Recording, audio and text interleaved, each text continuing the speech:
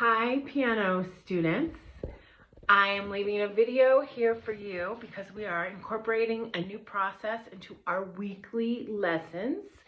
This video has been uploaded onto our studio website, which I want to encourage all of you to use more frequently. Peruse it around a little bit, check it out, watch the rest of this video, and I'll talk to you at the end. Bye.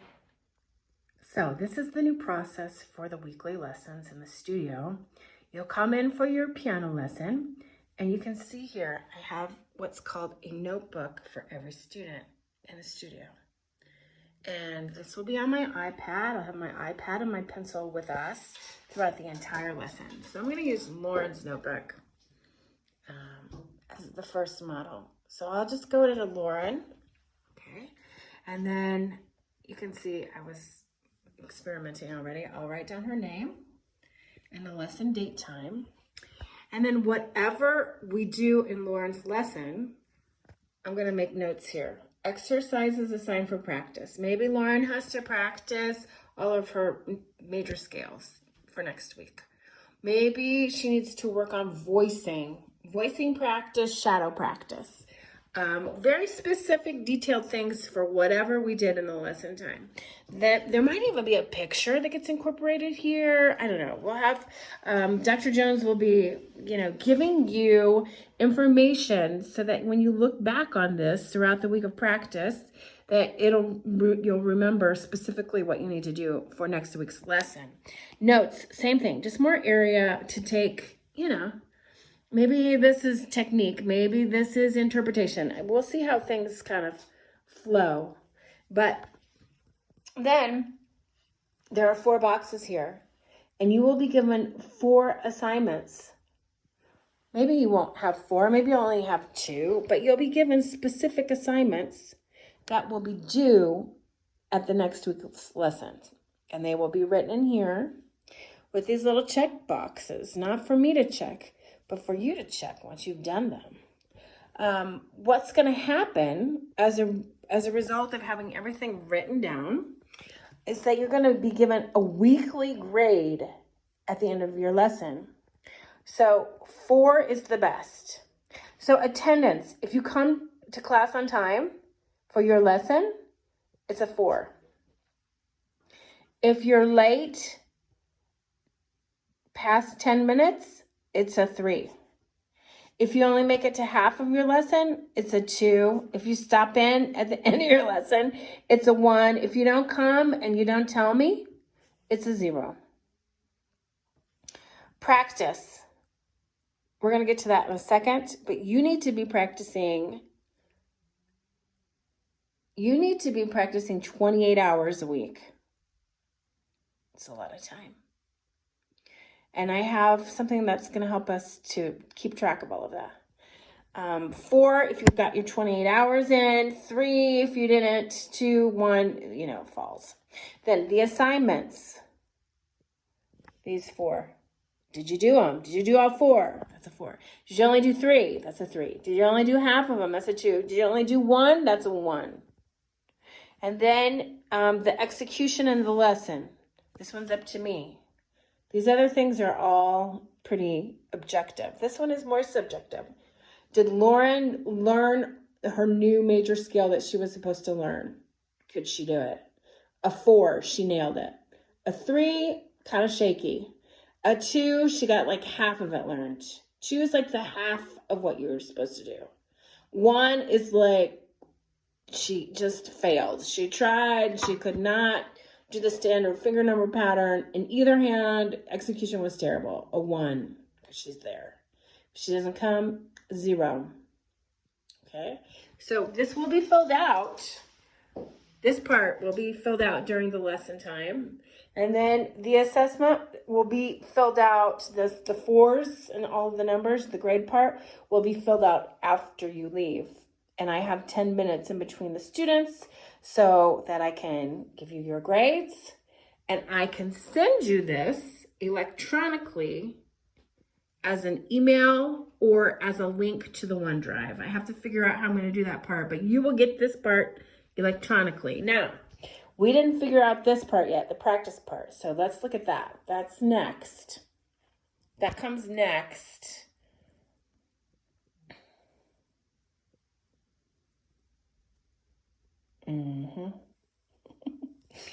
It's supposed to come next. I'm looking for it. It is in the... Here it is. Okay. Sorry, it took me a second there. Okay, so that's the sheet.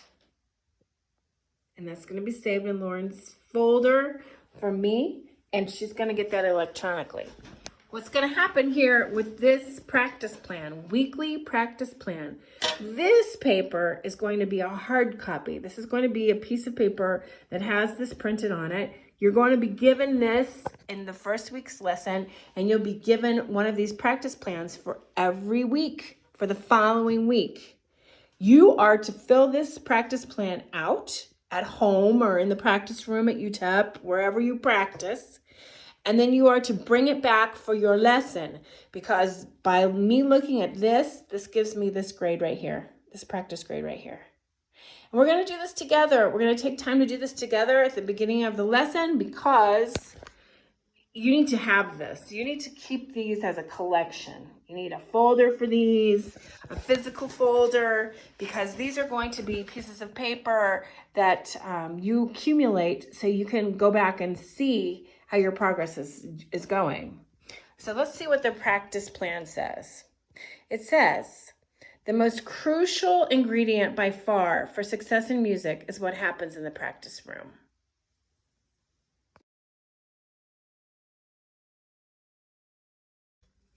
And I agree. I believe that's true, that you're going to be able to perform better and grow as a musician, as a great pianist, because of what you've been doing in the practice room.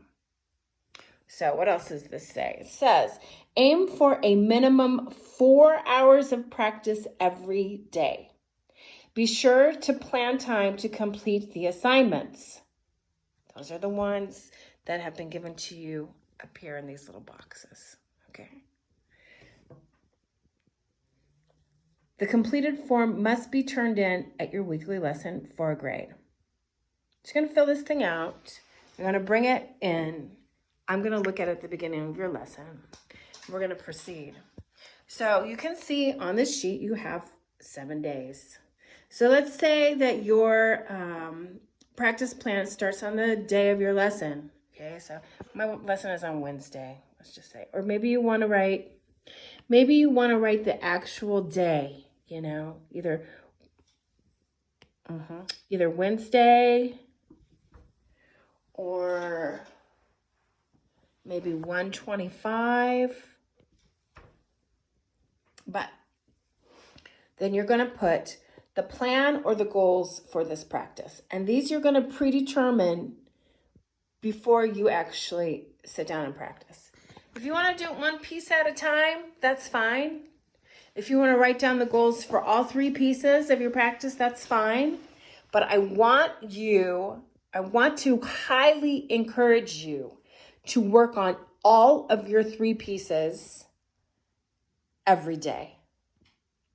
So maybe I'm going to do notes, rhythm, and finger numbers for Bach Prelude on that day. And maybe I'm going to memorize Chopin left hand. Maybe that's another goal for that day. And then maybe for my Beethoven, I'm going to do pedal practice. Measures 22 through 35. This is before you practice. Now, if you want to write notes, rhythm, and finger numbers for Bach Prelude and then go practice Bach Prelude, that's fine. What comes in the next box are the notes from the practice. So what happened with the notes, rhythm, and finger numbers for the Bach Prelude? I was successful with measures 1 through 12. With the memorizing of the Chopin left hand, I don't know. The notes are measures 7, tricky. The rest, great. Pedal, Beethoven pedal, 22 through 35. I got it. I figured it out. It sounds wonderful, and I feel successful. I feel like I could even like continue that the next day. Okay? And again, if you want to do this at the end of your total practice, or if you want to do all your Bach first, then all your Chopin, write down what you're going to do in Chopin, and then write notes from your practice. However you want to do this. Then to do next, well, so I was successful with Bach Prelude. So tomorrow, this is for the next tomorrow. Wow, yeah. This is for tomorrow. I'm going to do review 1 through 12, and then I'm going to continue on. I'm going to go back and look at measure 7 again with the Chopin, and then I'm going to move on and do more. With Beethoven, I'm ready to practice arpeggio technique in a different section. Measures, I don't know, I'm just making this up, 45 through 50. So that's what you're going to do tomorrow. This is what you write down before your practice. This is what you write down after you practice. And this is what you write down for tomorrow.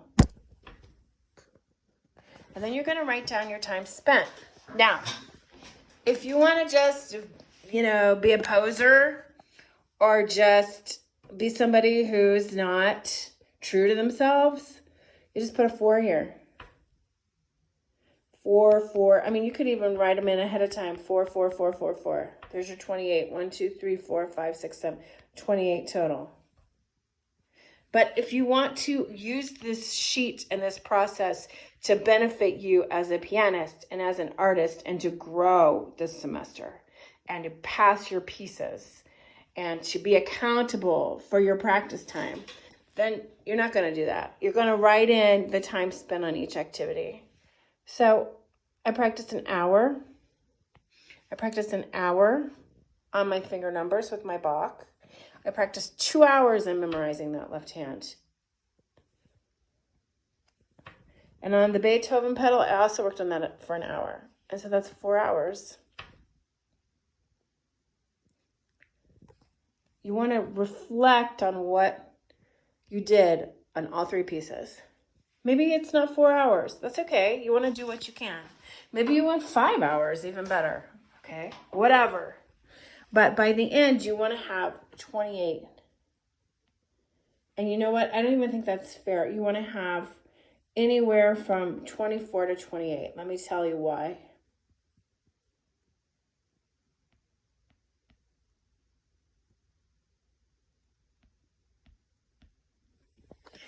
Let's say Wednesday, Thursday, you practice. Friday, you don't practice. Friday, you're wiped out from school, you're wiped out from work, and Friday is your day of rest. When I was a student and I worked also, Friday evening was my day rest, because I could go out on Friday night and be hanging out with my friends and sleep in on Saturday morning and still get my 4 hours in the next day because I didn't have class. Friday was sort of give myself a day of rest. I also like to have my lessons on Friday so that I would still be touching the instrument and I would still be learning, but I wouldn't go practice after my lesson. It kind of made my teacher mad. But so anyway, on Friday, let's say no practice.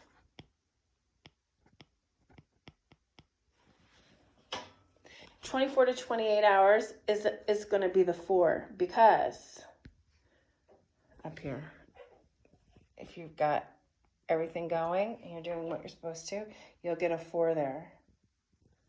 Okay? Because I tell you what, if you're getting this kind of detailed, concise practice record going for 4 hours, really concise, efficient use of your time, and not doing, checking your phone every 2 seconds or improvising on some theme that you heard someplace else. I mean, if you're really doing what you need to be doing to advance every week based on what I've told you, based on this stuff up here that I've written down for you, then you can have a free day. You need a free day if you've been doing all this hard work.